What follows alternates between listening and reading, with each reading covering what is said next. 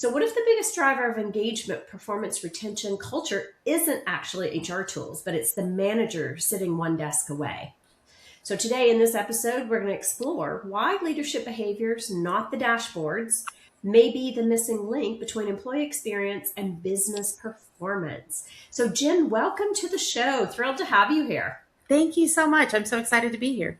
Well, it's good to have you, and I can't wait to hear your insights on, what your take is on why the engagement levels are still continuing to decline instead of increase. But before we go there, maybe give us a little bit of background on you and the work that you do, so we'll set the stage for why we're even talking about this today. Yeah, absolutely. Well, I've spent my career in the engagement space. So it's a really interesting dynamic of kind of how that career has progressed, of going from being a manager myself and trying to figure out how to support my teams and do great work for them and kind of eliminate barriers so they can do great work. And then moving into HR myself and trying to understand, how do I support all of these managers and teams in doing that work. Working really closely with Gallup for years and years, and learned so much from them, and really became an evangelist around how important employee engagement is to productivity and business outcomes. And so I love actually connecting those dots. And so my career has just continuously progressed into now I'm supporting, organizations across the United States in figuring out how they can do this easier and more efficient and less strain on HR and easier for managers. Yeah. Love that. Well, and we know there is a problem for sure. My focus is around trust and how to build trust in these environments. And so, that also creates some of that disengagement when they're feeling like there is no trust or trust erodes. So this could be a good conversation. So let's jump in. So we know companies have been spending billions of dollars on engagement platforms, and especially over the past 5 years, yet the scores have barely moved at all. So what is this uncomfortable truth that organizations still don't want to admit or face about employment or about employee engagement? Yeah, it's a really good question, because I know I have personally been in roles where we spent lots and lots of money on this. And it's actually that these tools are great at measuring engagement. So we actually see where the gaps are, but it's just a diagnosis. And then it doesn't often come with the actual answers to the diagnosis and the things that you should do. And it's also really specific to individuals and teams. So you can't apply it across an entire organization and say everyone is feeling the same thing, because everybody's in a different place. And not only are those dashboards, they're helpful and we need them, and we should continue to use dashboards. We need the measurement. We need to know where the gaps are, but they're lagging in the time frame, right? It's usually an annual event. There's analysis that has to be done. By the time you get the results back, it's 3 or 4 months later. And then we're sending managers unequipped with a score to their teams to say, what's wrong and how can I help you? Which is really scary if you're a manager and you don't necessarily have the control in the organization to make major changes. Yeah. And in a lot of cases, 3 or 4 months, you may have a different manager. Absolutely. And so the situation could have completely changed by the time you get the results. Yeah. What do you see as, so you mentioned it is a great tool for diagnosis. It'll show you the gaps. What do you see as the most common gaps right now? We've gotten into a new world since COVID, where remote work is the standard and the norm in most places, or hybrid work in those places. And so we're starting to see that was built in before, like those moments of where people can connect and build relationships and build trust and start to believe that someone has their back, or that someone cares, or someone noticed they came in today. That is done really differently. Now we just kind of go from Zoom meeting to Zoom meeting to Zoom meeting. And we all start those Zoom meetings with, okay, let's get into it because we have a lot to cover. And we actually just feel a little robotic every single day. And so it makes it a little bit harder for us to kind of build the relationships that help us do better work, because you kind of feel like you can't be human. Like you're just there to talk about the work things and moving from meeting to meeting. Well, that is a very important point, because the relational aspect of trust is, that is probably one of the number one aspects of trust, right? And if you're not feeling like someone's listening or even paying attention to you as a human being, that starts to diminish that. And that will derail engagement for sure. Yeah. Wow. So why do you think organizations are continuing to invest so heavily in technology while often they'll invest in the manager effectiveness. And you kind of mentioned that, right? Like we have the diagnostic tool, but then we're not actually taking that next step. Yeah, it's because it's really hard, and it's hard to measure the success of it because there's so many factors that go into it, and it's hard to know exactly how you support each individual manager on your team. And usually HR is the one tasked with doing that, and so it becomes an HR problem, and there's just not enough HR members of the team to be able to go in and do this like one-to-one coaching and support for each manager. So tools feel like they solve the problem, where we say, okay, well, we now know what the problem is, and then we hand it back to the managers and they will take it from there. But it's really complicated and really hard. So I think that the technology we've seen so far has moved the needle for sure. I mean, if you think back to 15 years ago, we weren't talking about employee engagement at work. We weren't talking about individuals at work. You were there to work for the company, and you were to hide who you are, and you just show up and do what they need you to do, and then you go home and you be yourself.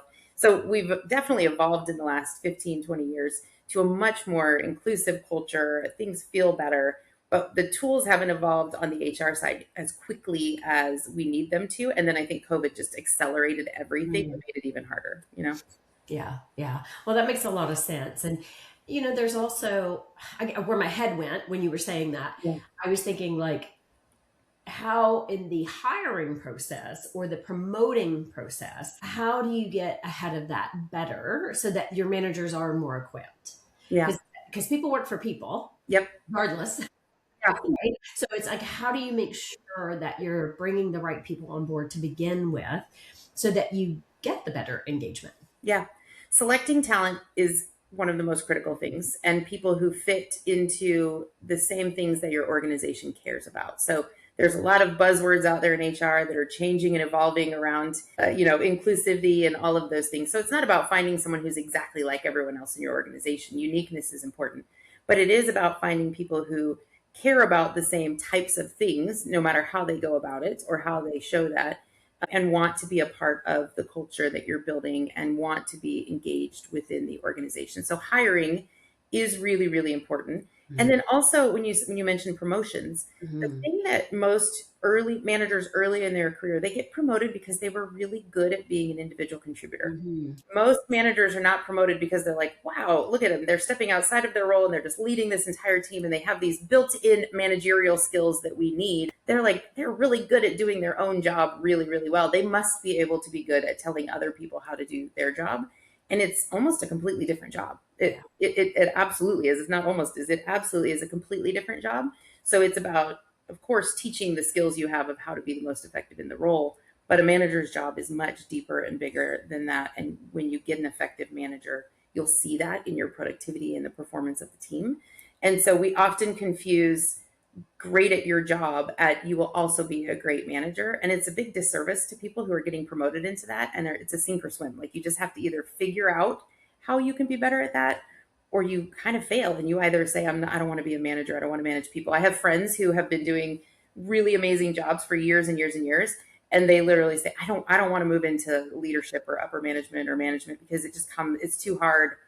I don't want to do that. I want to stay in this. And so we're actually limiting individuals, and we're limiting organizations with no backfills, because you might have people actually opting out of moving into leadership because it doesn't look like they're getting any support there. Yeah. Yeah. I hear that a lot, Jen. A lot of clients will come to me because they've been promoted and they're like, oh my God, I'm really struggling to be able to navigate this. Like, why was I so good at, the detail and being in the weeds? And now all of a sudden they're saying, don't be in the weeds.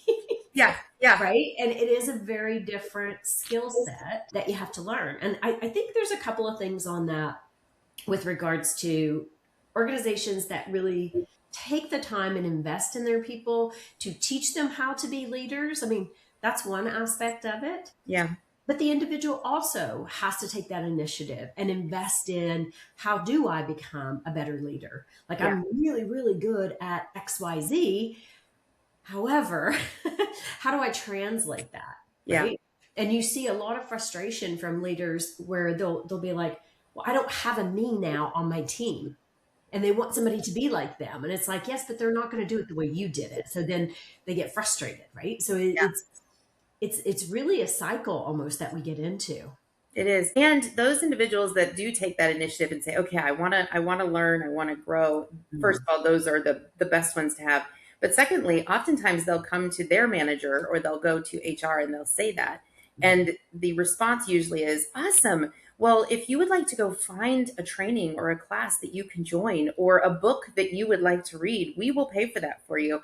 And so we're almost actually like washing our hands of it and being like, we said we would do that for you, because those people don't always have the answer either and the ability and time to invest in that.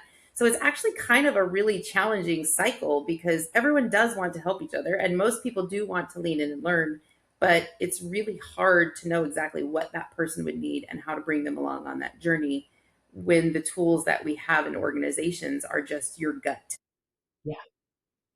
Yeah, that's a great point. That's a great point. So how do we help leaders navigate that? Because I think that that is a very real problem. And Yeah, I don't think people wake up in the morning and say, I want to go and do a bad job. no, They come in best of intent. They want to be a good leader or a good manager to their people. They want to leave a legacy. But sometimes it's hard to know, like, how do I even navigate this? yeah. It's actually one of the things that Sunny's focused on the most right now, which is we have insight all over the place in different formats, in different ways, but usually it's outdated, like we've talked about. So insight is really important. So we need to understand what that looks like. So we have some measurement that we do on our side that's in real time in the moment that gives you additional insight right now. How is my team feeling this week? The most important part then is action. Then what? So it's not just surfacing like, here's your lab results. Good luck. Hopefully you can figure this out. But it's just saying, here's what the problem is, which means you need to solve your problem like this. So here's one thing you can do this week right now with your team that's going to address kind of the state that they're in, because your team is in a different state every single week, right? And there's Of course. peaks and valleys in your work stream. There's things that are happening in the org that are out of manager's control. So you need to know where your team is at every week so that you're providing the right intervention for them. And that shouldn't be up to a manager to just get that report and try to figure that out. So we're giving them specific actions that they take that are related to the insights. And it's fast. It's not like, great, go to a 4-hour training this week and then you'll be better at this and you'll have to figure out how to apply it. It's do this right now. Here's the 3 things to do and here's what to say. Go do that. It's going to help you solve this problem. And so managers who are new at this will help them to be more intuitive in those spaces and they'll start to kind of understand, oh, if I see this, I can do this. Managers who've learned this through years of hard trials and figured it out on their own, it Mm. still gives them some fresh things to try out, because sometimes it can start to feel a little bit like, I feel like I've done everything I can do. And Mm. some of there's a lot out of the control of the manager. We should also just always acknowledge that, of like, the manager is the most important person to drive engagement in your organization. In fact, 70 of your employees' engagement comes from how they feel about their manager. So Yeah. you could have the best perks, you could have the best tools, you could be trying to build the best culture. But if you have managers who can't help their employees and don't understand where they're at, you're wasting a lot of those benefits money on things. You're only getting 30% credit when 70% is coming from the manager. So supporting the manager in that space is so important, because it's just like that reinforcement from your entire organization. Yeah. Yeah, I think that's a really important point that you're making. And that's why I said earlier, like, people work for people, right? Mm-hmm. If you've got a great leader, even if they don't know how to do it, but they're supportive, they're experimenting, exploring, trying to figure out different ways, at least you know that person's investing, right? And they're trying to help you navigate whatever those situations are. Yeah, exactly. You talked a lot about, HR is largely solved by diagnosis Mm-hmm. as far as the problem, but not necessarily the prescription problem. So Yeah. to me, when I was thinking about that, I was like, that's very powerful. So can you unpack what that means to the listeners that are here today, and where are organizations getting stuck when it comes to the prescription problem? Yeah. I think they're getting stuck in that. If we go back and we use the lab work and the doctor as this a good analogy for us to kind of lean into a little bit, is imagine you go to the doctor and they do your blood work and they do all your normal tests, and then they send you an email afterwards that just gives you the results of those. And they say, it looks like you've got some areas of opportunity. In a year from now, come back and let me know how you solved those. We're going to do all kinds of weird and crazy things. We're going to go out and try to buy pills off the shelf that we think might help us. We're going to try to maybe change our eating. but we don't actually know that there's like some underlying things there. It's why doctors go to school for as long as they do, because we need them. We need experts that come in and say, this is your problem, because we're putting all of these things together. Like, it's not just like each one of these lines is their own individual thing. Oftentimes those things go together and create one bigger challenge. So that's one side, that we're diagnosing it that way, and we're just expecting that managers and HR teams, honestly, Yeah. can just go figure this out. And then the second piece of that is, also imagine if you went to the doctor today and you had your lab work done, and the doctor said, awesome, I'm doing lab work on every one of my patients today. And by the end of the day, I'm going to send over a summary for all of my patients that says, this is generally the problems that I'm seeing from every patient I saw today.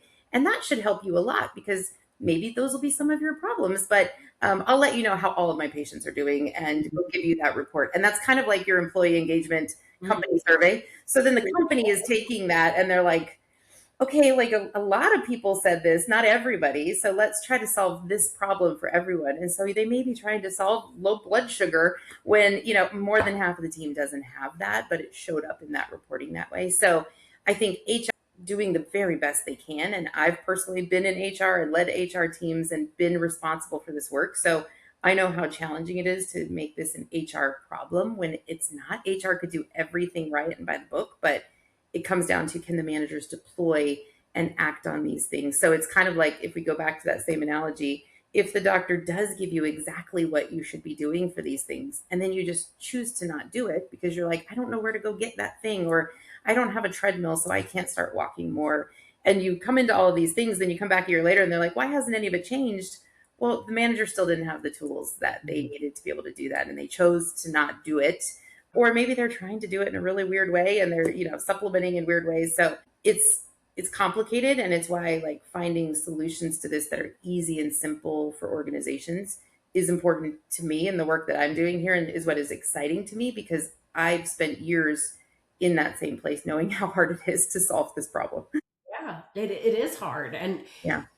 And when you don't see things changing, then the frustration builds, and then you get the quiet quitting. And so it creates a whole, ripple effect throughout the organization.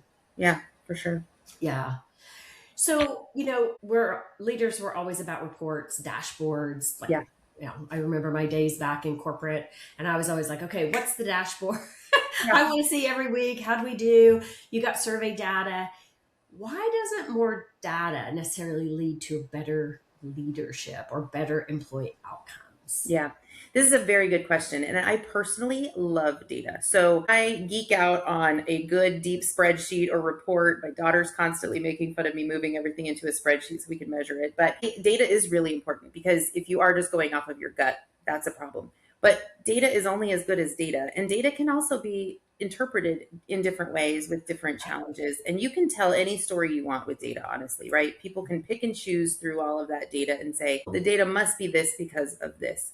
And so data is important for us to look at, but then we need to be able to actually see that short-term impact of, okay, we think it's this, so we're going to prescribe this action to you. Did that help or did it not? And if it didn't, then we know we need to go into the next layer there. Mm-hmm. So I absolutely champion that data is important, and we need it because it does help us uncover some gaps, and it helps us to know where to go first. But just seeing the data without any action points or any way to change what's happening with that is where everybody runs into the problem, because it actually feels worse. So there's actually statistics, data, Gallup has shown this, where asking people how they're feeling and listening to them, and they respond through your employee engagement surveys, and then doing nothing about it is actually much worse than not asking at all. So it's one of those things of like, we've started now, we're asking, every company is asking. There's not a company out there that isn't doing some type of employee engagement survey. And then they may not know the actions to take from that, or they're taking the wrong actions. And so it's actually hurting them even more than if they just weren't asking, because it's worse to say, I have this problem, can you help me? And then everyone says, oh, thank you for sharing. We'll get back to you. Yeah.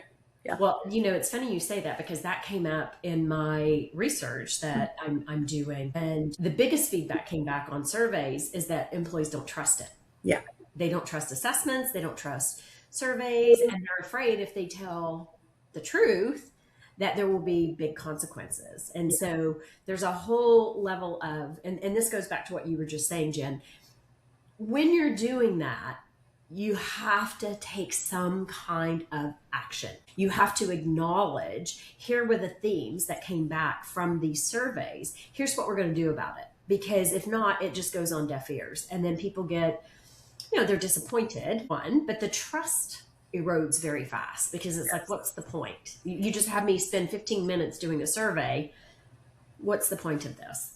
Yeah, and it has to be easy because also if you told the truth and it meant that you have to work 10 times harder because you told the truth about how things were going and it became more complicated, and now instead of getting support on what you needed in your own job, you now have this ancillary thing of all these other things you have to try to do as both a manager and an individual contributor.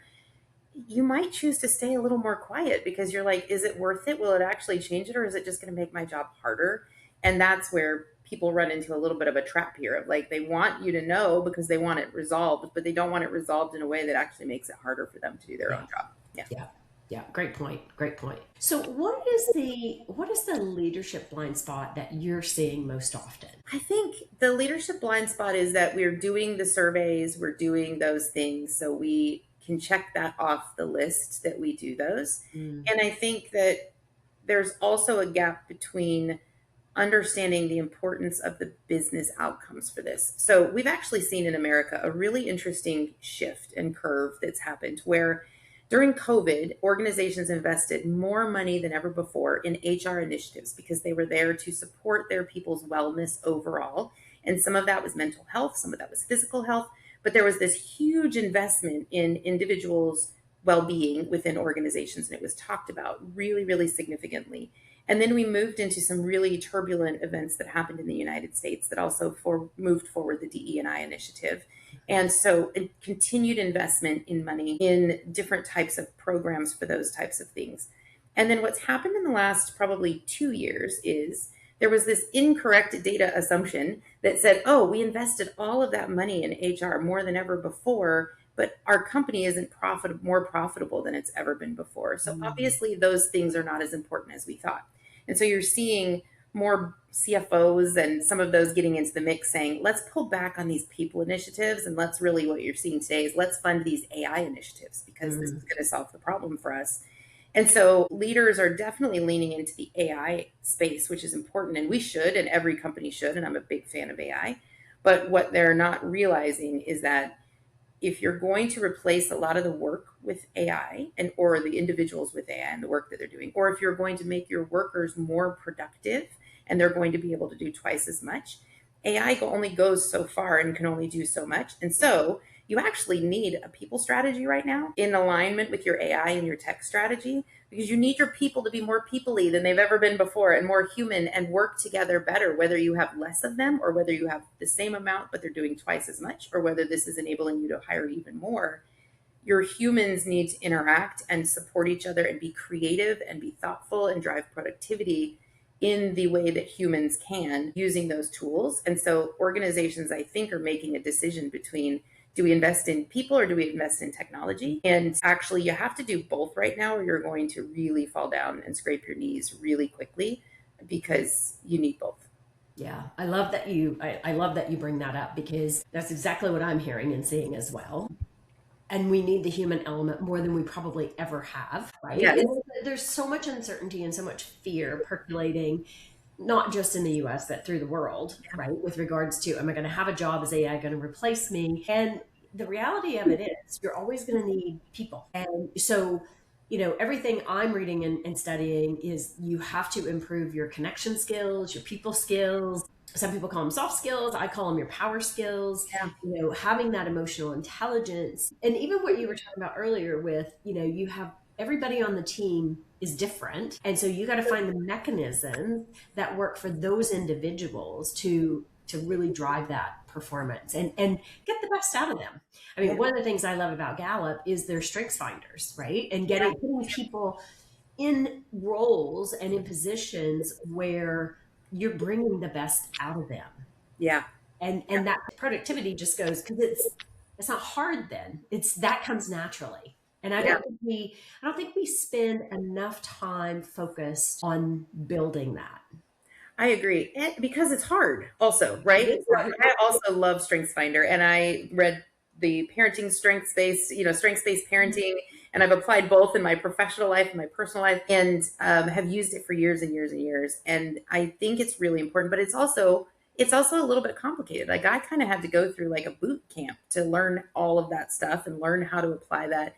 And so Sunny has something similar to that that is a complementary to those strengths, which Okay. also evaluates your personality, because personality plays a really big role in that. Sure. So Of course. I just recently got an email from Gallup. We work with them as well, like personally, internally, we love them. But it said, oh, hey, because your strength is in this, that must mean that you're doing great at this.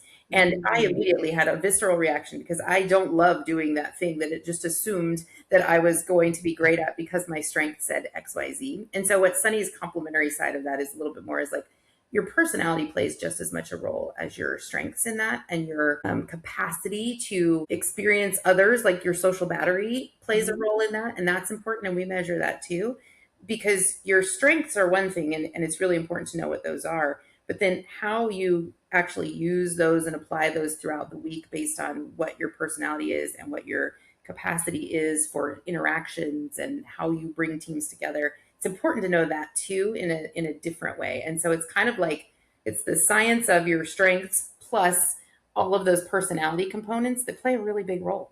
Yeah. Yeah. Well, let's jump into that because I know you talked about the social battery Yeah. framework. So share with the audience what that is and why is understanding how people are wired for connection becoming even more critical today than it ever has Yeah. been.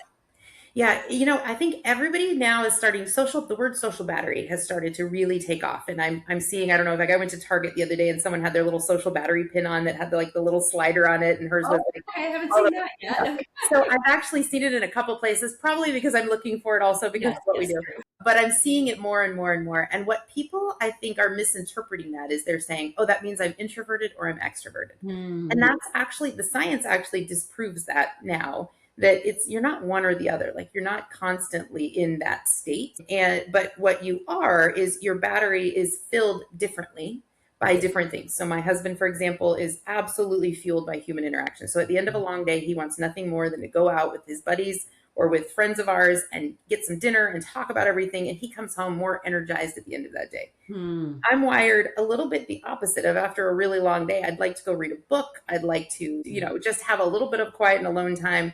And the thought of that, all of that kind of stresses me out a little bit. But it's not a constant state like that. It's not always like that. And it's also not the same people that do that. Yes. So understanding your social battery is knowing what is your capacity today and with whom. Because my capacity with my best friend, she could be over every night of this week. And I'm like, I can be myself. She actually does fill my battery up in that. So I could be with her every single day this week and feel great and feel fine. Same with my husband. If I have to go out and I'm meeting new people and I'm doing all of that, I can maybe do that once or twice a week. But if you told me I had to do that every day of the week, it would be there. So what we've been looking at with social battery is it's not just one or the other. You're not either social or you're not social. It's that you need to know where your battery is at all times, and you need to know what things you're doing and people you're doing those with fill it up a little bit or drain it, or when you need that space. And that's really important as a manager, because if your battery is super low at the end of a day and you decide to have a tough management conversation with someone, wrong timing, right? And they might also be low and they might also be drained. And so that's actually a little bit of a recipe for disaster, where you had the one-on-one scheduled for 4 o'clock, so you persevere and you push on through, but you're both in a bad place. It's going to make a really bad conversation and you're not going to get the outcome you wanted. And then also, not just, it's hard to measure your social battery. So we've been testing it out and we've tried certain ways to do it and we've looked at it, we've been analyzed it. But your battery does change hour by hour. You can have a really tough meeting that just drains you completely at 9:30 in the morning, and now you need to figure out how to recharge that. So we've actually turned it a little bit more into there's 5 vital signs that everybody needs at work, and based on your personality and your capacity and all of those things. And that's, you need to feel supported. You need to have ways to be energized at work, either with the projects you're working on, the people you work with. You need to be aligned. So you need to know that what you're working on matches the mission and vision of the organization and what your team needs to work on. You need to be seen for who you are and what you bring to the table. So your strengths that you bring and what you're great at. and you need to feel safe. So the trust piece needs to be important. So those 5 things actually help us better diagnose for you and your team where your social battery may be that week. So it's a little bit of kind of both of those things, because we started talking at one point about let's measure social battery like we do our steps. Mm. And it doesn't exactly work like that because it's not as easy to do as that. And so that's what's kind of led us into those vital signs, those 5 vital signs that are really important to measure at work. So it's an evolving science, but there's actually years of research and key pockets of this that we've pulled together. So it's not anything revolutionary and new. It's Right. what's new and revolutionary is about it is how we've actually pieced all those things together in a really easy way. Nice. Sorry, had a little tickle there. Oh, no, no, you're fine. Wow. Well, and I totally agree with what you're saying. Finding those, all the different components that help you really look at what that what that looks like, because that impacts engagement, right? Yeah, it does. And maybe talk about that for just a second. Like how connection or how relationships between the connections, productivity, and retention, what are we learning about that? Yeah, it's really interesting. So if we go back to Gallup again, there's a couple of questions that Gallup has that get to this at the core of what it is. They get to the heart of it, which is someone at work cares about my development and I have a best friend at work. And if you've been in the HR space for a long time, everyone finds the I have a best friend at work question quite polarizing. Mm. And I think it's becoming less so maybe now, but there was a lot of people who tried to strike that from the questionnaire 10 years ago and say that's terrible. And Gallup really held firm, and good for them that they did, which is having a best friend at work. Only about 3 in 10 people say they have a best friend at work. Mm. So what is interesting about that is having someone that cares about you at work, and also having a manager who supports you in that way. Like, we're going to link that into someone who cares about me at work, is you're more productive, you're more resilient when change happens in the organization, when things are tough. You have someone to call and have just a moment where you're like, this was a terrible day, this was really hard, can I just tell you about what happened today? And it's almost, you definitely have a moment there where you're both kind of griping and you have this, but it's a shared thing. And then you both leave, especially if you're on the same team, you both leave with like, okay, what are we going to do about it then, right? Like, I'm going to go do this and you're going to go do this, and you don't feel quite as alone when things are difficult. So we often think of it as like it's this utopia place of like when things are going great, everyone feels like they're supported and they have a best friend. Mm. Actually, where you want it to be the most is when you're going through times of change and resiliency. And we often talk to organizations as well that say, you know what, now is not the time for us to implement a people strategy or any change to support the individuals because we're rolling out a new HRIS system, or we're going through a reorg, or we've got, we have all of these things happening. So we should probably wait maybe 6 months before we like do this people rollout thing that you're talking about. And we actually say, this is the perfect time to do that. Like, you need to support your people the most. So if you're saying what's happening is challenging in your organization right now, that's when they need each other the most. And they need that resilience and that partnership and that support and the ability to phone a friend and say, I'm having a really rough day, and the trust with their manager to say, I know we're supposed to be doing all of this stuff, but I'm really struggling. So we've actually seen having those conversations with organizations where they say now is not the time, and we kind of walk them through why now is the perfect time.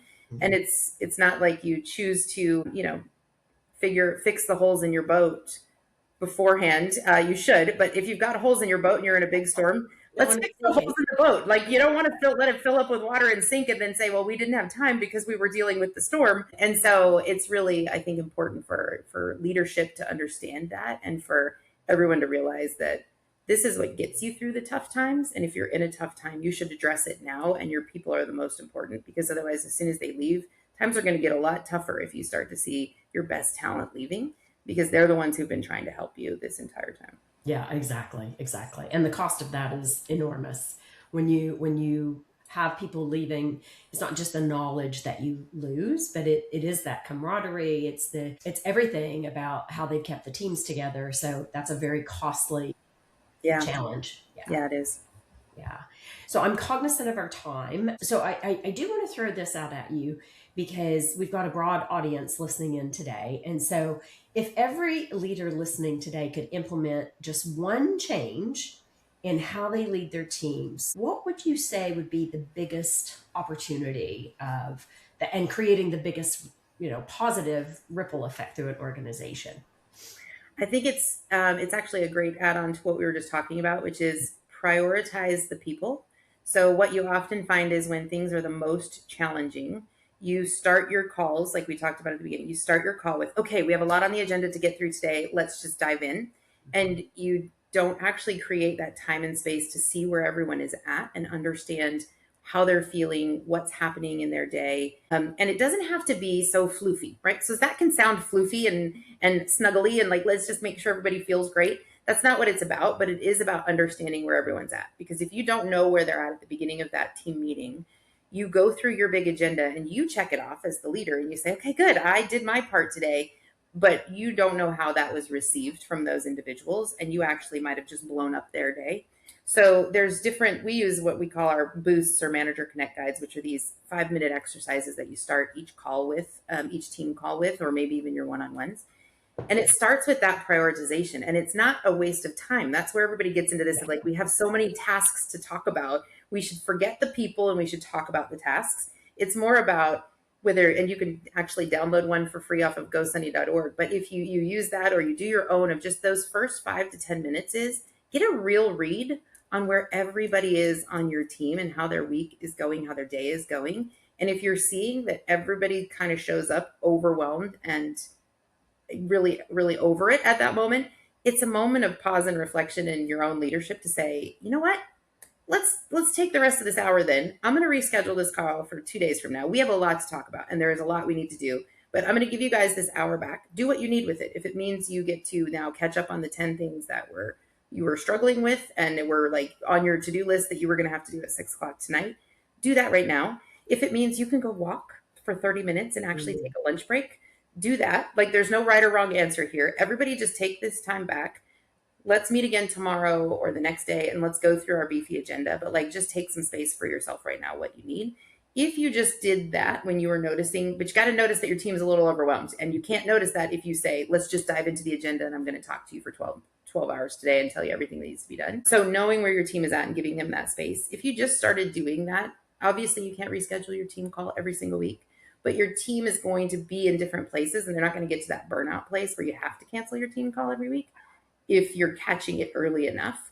And then certain individuals are going to tell you a little bit more if you create that space for them, and you can then do one-on-ones to support that differently. So if I had to say one thing to do is stop starting with the tasks and start with your team, and then determine which tasks are the most important based on how your team is feeling in that moment, because just getting it off your checklist and adding it to theirs doesn't actually get you what you need. Yeah, that's great advice. I want you to go back though and repeat what you said because you said it so fast. Oh, sure. I just want to make sure the audience heard that. So you talked about the boost exercise and Yeah. you have a free one you said on your website. So could you just repeat that so they know where to go? Because this would be a great exercise when they listen to the podcast, then take this and go try it. Practice Yeah. it. Yeah. So head on over to our website, which is gosunny.org, and look for the Manager Connect Guide. It's free and you can download it. And it's just a 1-page activity. It takes you 5 minutes to read it, if that, before you start your team meeting. So if you are hearing this and you have a team meeting in 20 minutes from now, go to the website, download it. It'll take 1 minute. Read it. It'll take 2 to 3 minutes, and then kick off your next team call with that exercise and see how differently it changes the tone of your meeting. See what insights you're getting as a leader about where your people are at. And they're casual and fun. Some are really deeper than you think. They look a little cheesy on the surface, and then you actually get into it and you get some really interesting insights from your team. So I would say try it out because it's free, it's out there for you, and it makes a really big difference. And if you start to reorient people first, task second, you'll find that your productivity increases, your team's resilience increases, your team is able to handle stress and challenge differently when they know that someone is there to support them, their manager is listening, and that you're actually actioning on some of the easiest things.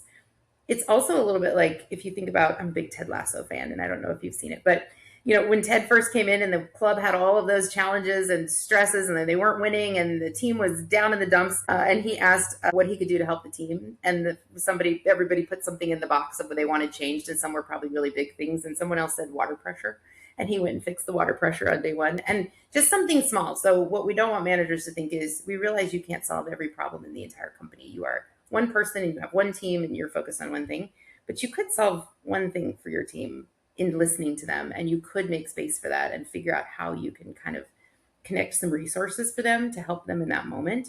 And so you don't have to solve the biggest challenges in the whole organization, but if you could help with some of the small ones, it makes a really big difference. Well, those micro changes they usually have the biggest impact They do. It's overall. weird. Yeah. Yeah. Well, that's awesome. And Jen, thank you for sharing that gift. And Yeah. ladies and gentlemen listening in, free gift, gosunny.org. You can download the exercise and try it and let us know how it goes. Like, what did you notice that was different? That gives us good feedback too. So, we know that you're listening, or share it with somebody that you know is a manager who might be struggling. I think that's a wonderful gift. So thank you for that. Yeah, absolutely. So Jen, anything else you want to share with the audience that maybe we didn't get a chance to talk about? Or No, I think because I would imagine, the biggest thing that we have to remember is the people make the biggest difference, and supporting the individuals around us, whether you're a manager yourself, whether you're a leader yourself, whether you're an individual contributor. As an individual contributor, you still have control of this. So I think that's also important for us to put out. And we've been talking a lot about how do we support HR leaders and how do we support managers in this role. But you might be an individual who is on a team and you're not feeling that. And you can actually be that spark as well. So you can be the one that reaches out to someone on your team and start to check in on them and build those relationships. And it doesn't always have to be your manager. So maybe your manager is one of those who's just not quite right and they're still learning, or they're brand new at this. You can start to implement some of these changes within your team yourself and start to be the person that is the catalyst for your team and your organization on that. So it's not just for HR and managers, it's individuals have control of this too, and you can make your day what you want it to be. Now, you're still going to have lots of challenges. I'm not saying that if you just put a sunny mindset on that everything's going to be easy breezy and it's going to fix everything, but every single one of us does control how much we can reach out to someone else and say, hey, do you have 5 minutes? I'd love to just catch up and see how you're doing. And you're building those relationships yourself. And that's where the best friend at work comes into play. And my manager or someone at work cares about my development. Those are two separate lanes. Both of them are equally beneficial to you in your organization. So you have to start with the best friend at work. Go get one. Go start building that within your org, because it does make a difference to have a buddy to talk through your day with, for sure. love it, love it, love it. Jen, thank you so much for joining us today. And where can people find you? If they have more questions, how do they reach you? Absolutely. So you can find me on LinkedIn under Jen Lipsey. You can also go to the gosunny.org webpage, and my contact info is there, and you can reach out. But yeah, happy to answer any questions or talk. This is my favorite topic to talk about. So thank you for giving me the space and time. And I love talking about it with someone who gets it in the same way and understands it and has the same point of view on it. So it's great. Our pleasure. Our pleasure. It was lovely having you on the show today. So thank you. Thank you for taking the time to be here with us. And audience, we want to thank you for taking the time to listen in. And if this episode resonates with you or someone you think in your network would really benefit from this, please do share it. Let us know. Let us know how we're doing. That helps us continue to grow and bring forward the voices that you asked to hear from. So let us know about that. And as always, we have our free gift for you, which is our leadership quiz. It'll give you a lot of insight as to how you're showing up as a leader. And you can find that at womeninleadershipempowered.com. Thank you, everyone. We'll see you on the next Women in Leadership Talk podcast. Thanks, Jen. Thank you. Thank you for joining us for Will Talk, sponsored by Women in Leadership Empowered.